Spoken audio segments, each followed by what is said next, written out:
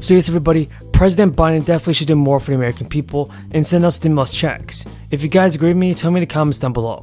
Do you think that President Biden will send out stimulus payments before the end of the year? So we're here today to talk about what everybody's talking about, and that is record high gas prices. And whether you're here in Washington, D.C., or whether you are up north in Alaska, everyone is seeing the impact. For 9 days now, we have seen the national average of our gas prices above the highest ever levels. We have a ton of good news about the fourth stimulus check, Social Security benefits, SSI, and SSDI. Continue watching this video because you don't want to miss out on this. State governments want to allocate unused crisis relief money towards a new stimulus plan. This bill will provide Americans with a stimulus check worth up to $2,000. Pennsylvania Governor Tom Wolf is once again calling on state lawmakers to approve his plan to give the people of Pennsylvania a check using federal crisis relief dollars. Governor Wolf says he wants to use $500 million of the $2.2 billion of unspent federal crisis money to give people in Pennsylvania a one-time state stimulus check of up to $2,000. But the former president and President Biden got congressional approval for their federal stimulus checks. So far, the Wolf state stimulus plan has had a good reception from the public.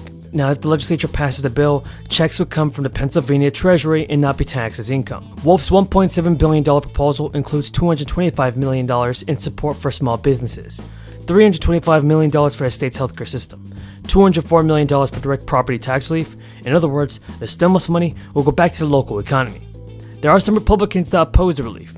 Some Republicans are slow to get on board. The state treasurer leaves decisions regarding specific budget proposals to the General Assembly and has urged lawmakers to look further down the road in 2026 as they consider spending plans.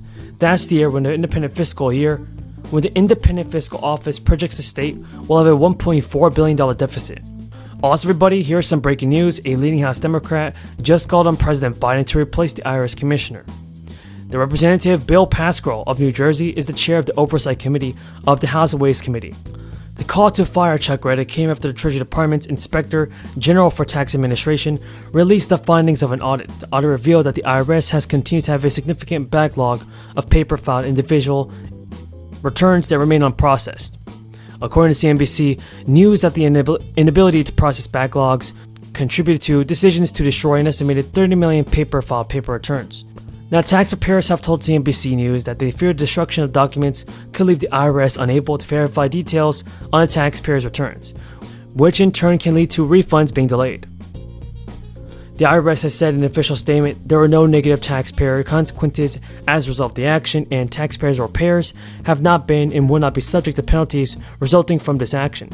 The explanation was not good enough for the representative, who said that, Thank you, Mr. Chairman. The cryptocurrency market has exploded over the last few years, driven by the popularity of Bitcoin, which amounts for about 40% of the entire crypto market. Bitcoin's network is secured through a proof-of-work algorithm, which involves miners using powerful computers to guess a random string of numbers in order to verify transactions and win a Bitcoin reward. The computational work required is deliberately inefficient, and it requires increasing amounts of energy consumption as more miners compete. Now, today, Bitcoin consumes more electricity than countries like Sweden and Pakistan. That's a country with more than 220 million people. In fact, a single Bitcoin transaction uses the same amount of power as the average U.S. household uses in 72 days. And a single large crypto mining facility, typically a warehouse filled with rows and rows of servers, can consume as much energy as 250,000 houses in the same period of time. So, Secretary Granholm, one of your key responsibilities is to address energy challenges facing our country. Does the federal government currently know how many crypto miners are operating in the United States and how much energy they're consuming? No, the DOE does not explicitly track electricity consumption associated with cryptocurrency operations.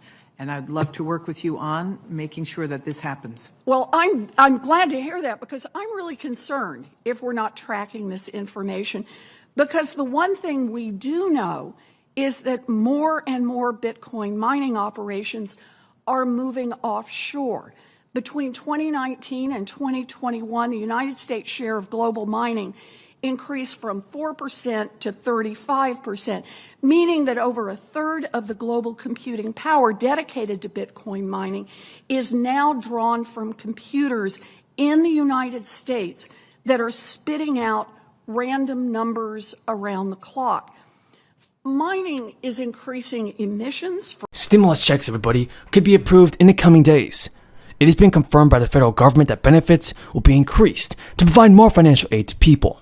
Many seniors and Social Security beneficiaries will also see a larger monthly boost this month. And also the SNAP program was given a boost last year as millions of people across the nation saw an increase in their benefits.